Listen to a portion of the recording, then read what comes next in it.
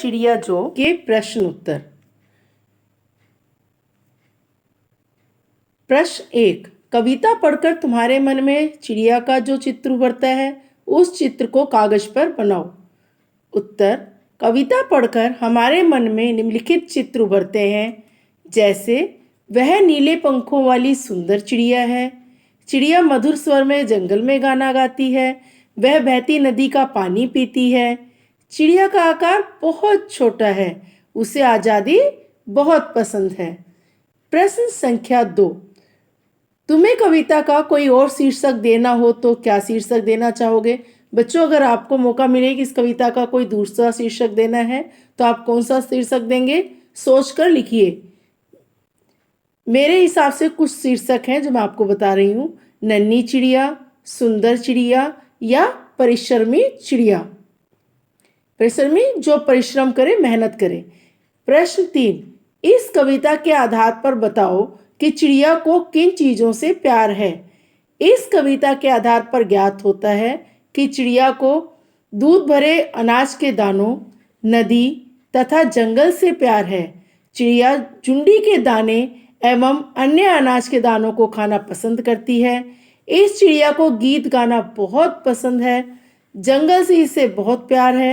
यह नदी से भी बहुत प्यार करती है। प्रश्न संख्या 4, आशय स्पष्ट करो। रस उड़ेलकर गा लेती है। उत्तर, चिड़िया जंगल में जब अकेली होती है तब वह बिना किसी डर और संकोच के उन्मुक्त भाव से गाती है। वह मधुर स्वर में गाती है। उसके स्वर की मधुरता वातावरण में रस घोल देती है। प्रश्न संख्या 2, चढ़ी नदी का दिल टटोलकर जल का मोती ले जाती है। इसका क्या अर्थ है? छोटी चिड़िया चढ़ी हुई नदी से बिल्कुल भी नहीं डरती है। वह उफनती नदी को बीच में अपनी चोंच में पानी की बूंद लेकर उड़ जाती है, यानी लबालब भरी नदी की जलराशि का अनुमान लगाकर उस जलराशि में से जल का मोती निकाल लाती है।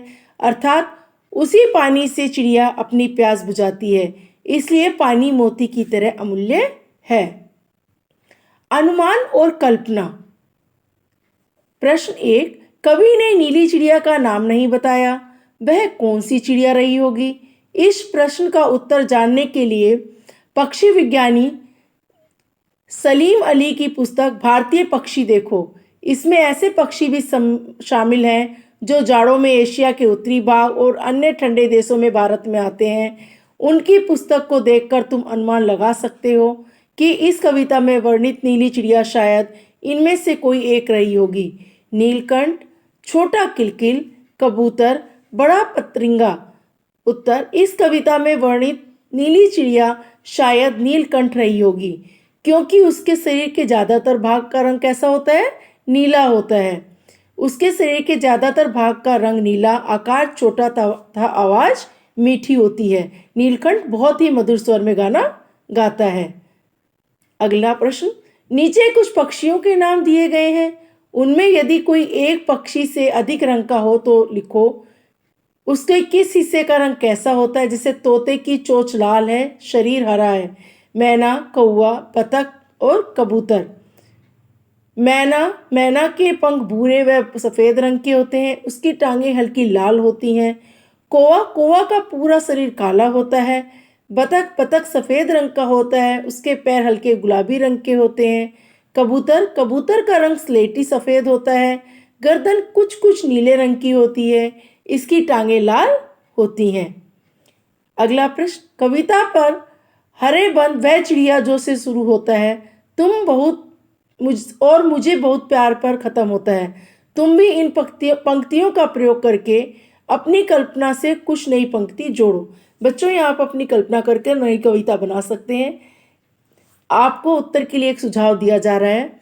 वह चिड़िया जो ची ची करके सबका मन बहलाती है, नील गगन की सीमा पाने पंख पसारे उड़ जाती है, अपना घर बनाने के लिए घास के तिनके लाती है, वह परिश्रमी चिड़िया सबको परिश्रम का पाठ सिखाती है।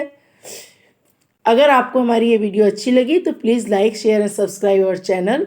और इस कविता का पाठन और गायन पहले कर दिया गया है, जिसका डिस्क्रिप्शन बॉक्स में आपको लिंक दे दिया गया है। Please like share and subscribe our channel. अगली वीडियो में हम कहानी वह बचपन का सारांश, शब्दार्थ और प्रश्न उत्तर करेंगे।